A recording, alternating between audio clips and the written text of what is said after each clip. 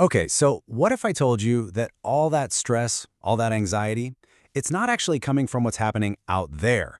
What if it's coming from how you're dealing with your own thoughts, right here in here?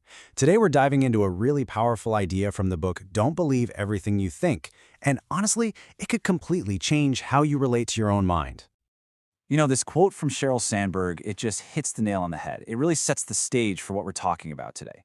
It's all about making this tiny shift from being tangled up in our thoughts to just noticing them. And that little bit of awareness, that's where everything begins to change. All right, let's get into it. Where does all that day-to-day stress and frustration really come from? The book makes a fascinating argument. It's not the actual events in our lives that cause suffering. It's a second, totally optional step that we take in our minds. Let's talk about this idea of the second arrow.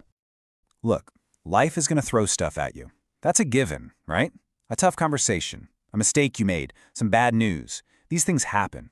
The book calls these the first arrows. They're just the objective facts of a situation, the unavoidable pain that's just part of the human experience. But here's the real game changer. The suffering we feel, that's the second arrow. This is the story we spin about the event. It's the worry, the self-criticism, the anger we layer on top. And here's the most important part. This second arrow is something we do to ourselves. It's optional. And this, right here, just lays it all out so clearly. The first arrow, the pain, is the external thing that happens. But the second arrow, the suffering, is our internal reaction. It's the story.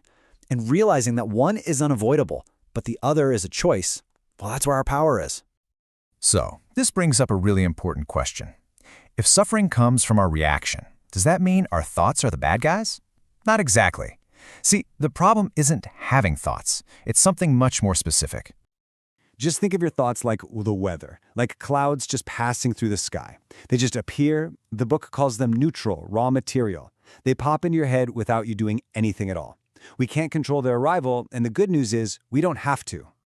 Now, thinking, that's a different story. That's an action. It's a verb. Thinking is when we grab onto one of those clouds, one of those thoughts, and we start analyzing it, judging it, wrestling with it. And that is where we burn a massive amount of energy.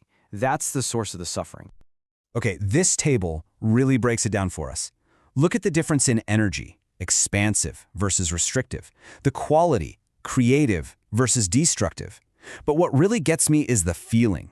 Raw thoughts feel alive, expansive, but the act of thinking feels stressful and restrictive. I mean, think about it. Can you feel that difference in your own life? All right, so if the act of thinking is the problem, what's the solution? How do we stop?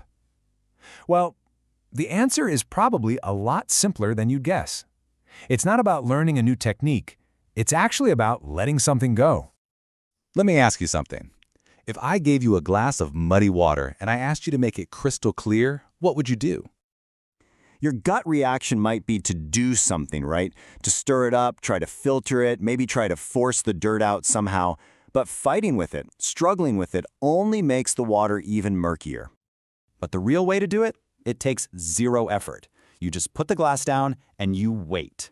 You let it be still.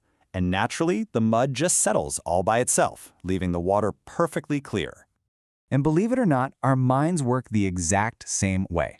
Our natural state, our default setting, is clarity, it's peace, it's joy. That clear water is always there, right underneath all the noise and chaos of our thinking. We just need to stop stirring it up. So this isn't just some nice theory. It's something you can actually practice and feel for yourself. How do we do that? How do we put this into practice in our real lives? Well, here is a simple experiment you can start today. All right, here's your 14-day experiment. It's broken down into 3 super simple practices. First, the hourly anchor. Just set a little reminder on your phone, and once an hour, just pause and say to yourself, I am here. That's it. It just pulls you out of the stories in your head and back into this moment. Second, a twice daily body check. For 5 minutes, maybe when you wake up and before you go to sleep, just notice the physical sensations in your body. No judgment, just notice. This grounds you in reality, away from the thinking. And last, a nightly thinking log. Before bed, just rate your thinking volume for the day, 1 to 10. Again, not about judgment, just about building awareness. The whole point of these is just to notice when you're stirring the mud, because that awareness, that's the first step to letting it all settle. You know, the book argues that when we stop wrestling with our minds, when we start operating from that clear, settled state, we tap into this incredible source of creativity and inspiration. So that really leaves us with this final thought for you. When you're no longer trapped by the stories you're thinking, what would you create? What new possibilities would open up for you?